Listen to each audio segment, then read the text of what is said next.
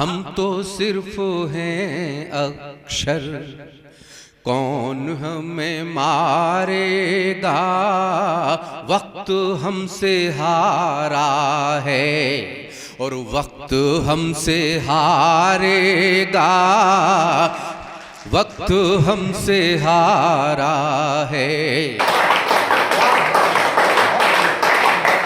आइए मैं इन 4 पंक्तियों के साथ बिना देर किए हुए आदरणीय डॉक्टर अजय अटल जी को बुला रहा हूं। कहीं पवन चौहान जी ने लिखा कि गीत की कलाई में दर्द की घड़ी होगी, गीत की कलाई में दर्द की घड़ी होगी, मौत से कई वर्षों जिंदगी लड़ी होगी। गीत की कलाई में दर्द की घड़ी होगी, मौत से कई वर्षों जिंदगी लड़ी होगी, और तब किसी की आंख के अश्रु ने मचल करके, तब किसी की आंख के अश्रु ने मचल करके पंक्ति कोई अधरों पर चुंबनी जड़ी होगी, पंक्ति कोई अधरों पर चुंबनी जड़ी होगी। ऐसे ही गीत लिखने वाले कवि जिनकी मारक क्षमता को आप उनकी पंक्तियों से नापेंगे, क्योंकि अक्सर स्वामी जी उनके विषय में कहते हैं कि मैंने इतनी अच्छी लेखनी के धनी व्यक्ति को आज तक नहीं देखा है, और वो आज सिकंदराव में बड़ी सहजता के साथ उपलब्ध हैं। पिछले ही दिनों वो दुबई से कायापाठ करके लौटे हैं। एक बार जोरदार तालियां डॉक्टर अजय अटल जी के लिए।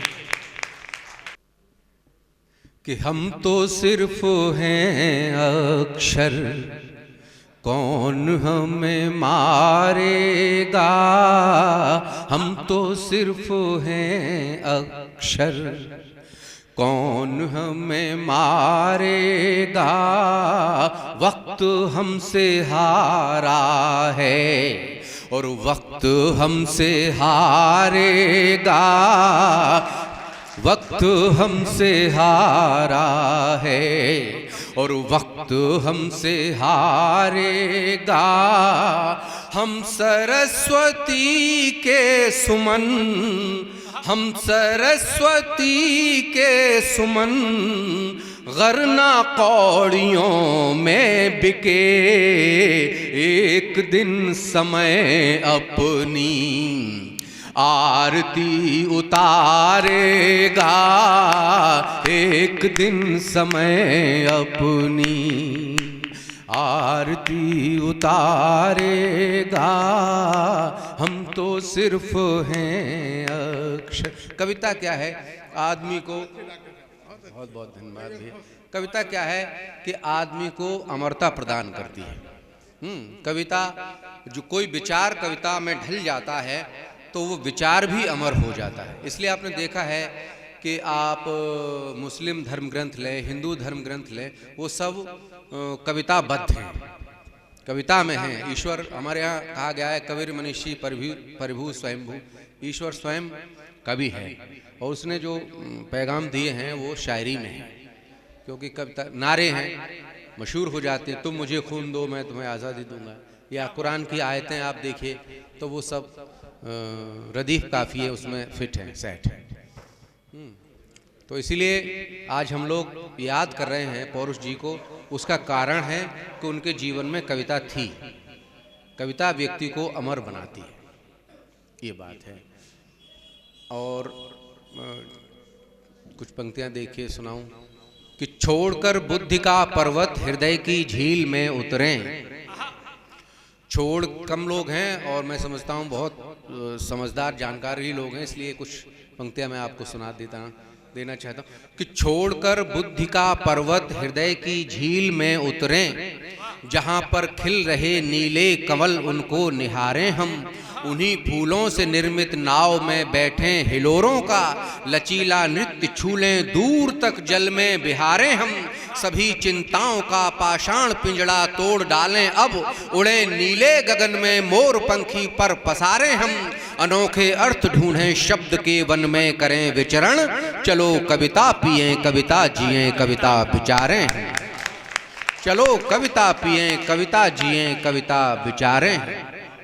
कविता बहुत अच्छी चीज़ है, लेकिन वो भीड़ का विषय नहीं रही है कभी, है ना। कविता बहुत कम लोगों की चीज़ है।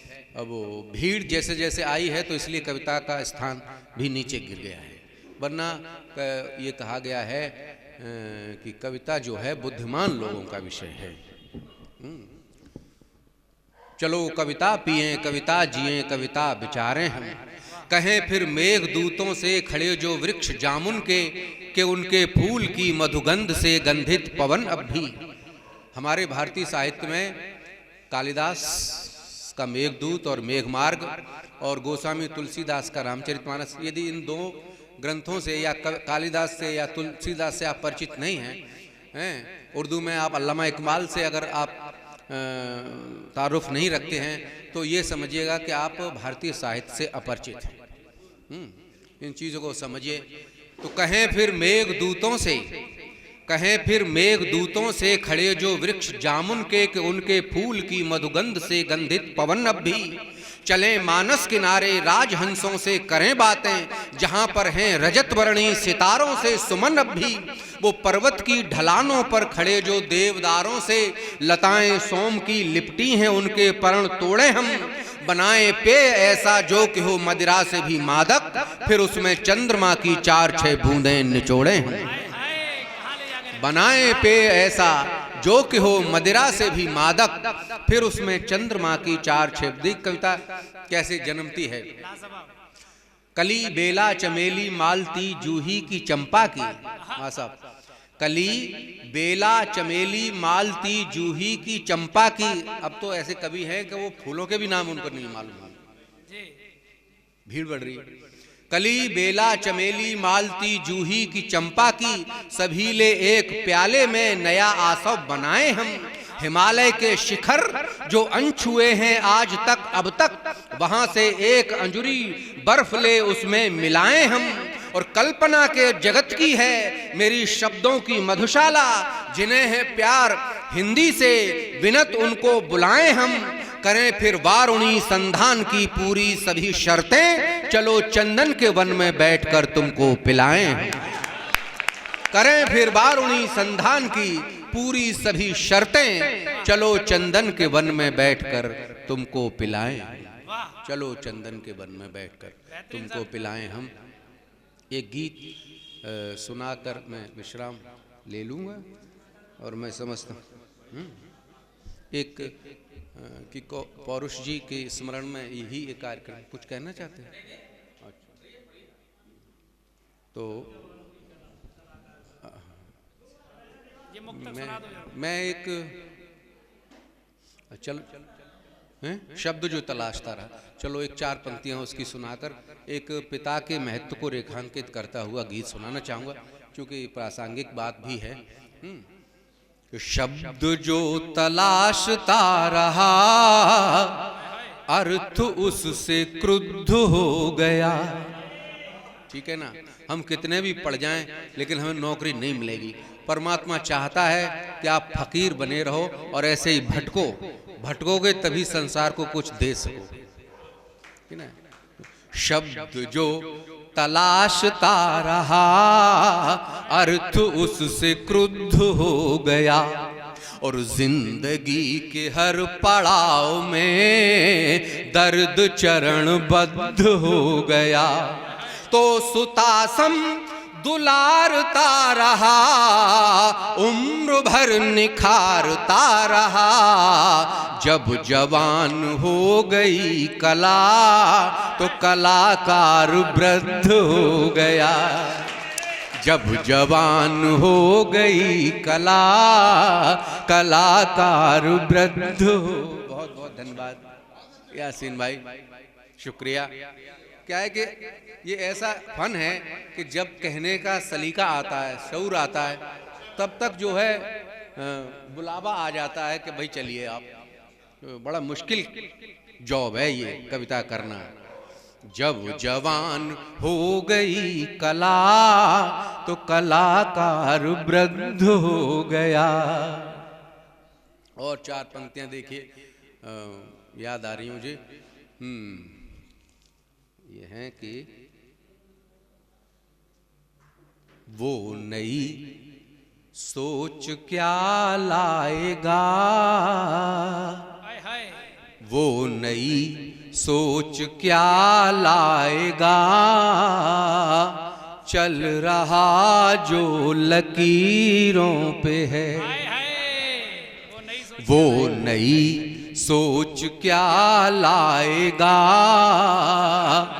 चल रहा जो लकीरों पे है, और धर्म की जेल जो तोड़ दे वो हथौड़ा कबीरों पे है। वो नई सोच क्या लाएगा, चल रहा जो लकीरों पे है। धर्म की जेल जो तोड़ दे वो हथौड़ा कबीरों पे है। हम पे दौलत भले ही नहीं, पास बैठोगे तो पाओगे, जो अमीरे शहर पर नहीं वो सुकून हम फकीरों पे है। जो अमीरे शहर पर नहीं वो सुकून हम फकीरों पे है। एक शेर और है यासीन भाई। क्या बात है, क्या बात है, क्या बात है। है वतन से मोहब्बत जिन्हें, उनके आंसू की भाषा है ये। है वतन से मोहब्बत जिन्हें, उनके आंसू की भाषा है ये। लुट गया मुल्क ये गम नहीं, लुट गया मुल्क ये गम नहीं, गम ये है शक बजीरों पे है।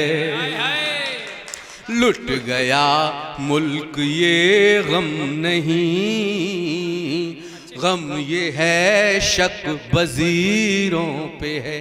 एक और शेर है इसमें कि शांत लहरें लड़ा दी गईं, शांत लहरें प्रतीक है, शांत लहरें लड़ा दी गईं।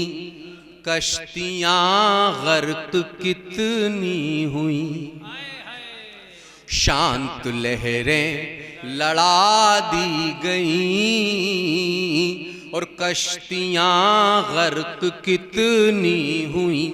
शांत लहरें लड़ा दी गईं, और कश्तियां गर्क कितनी हुई। ये समंदर को मालूम नहीं, ये समंदर को मालूम नहीं, पर खबर सब जजीरों पे है। क्या कहना है डॉक्टर साहब, जिंदाबाद। ये समंदर को मालूम नहीं, पर खबर सब जजीरों पे है।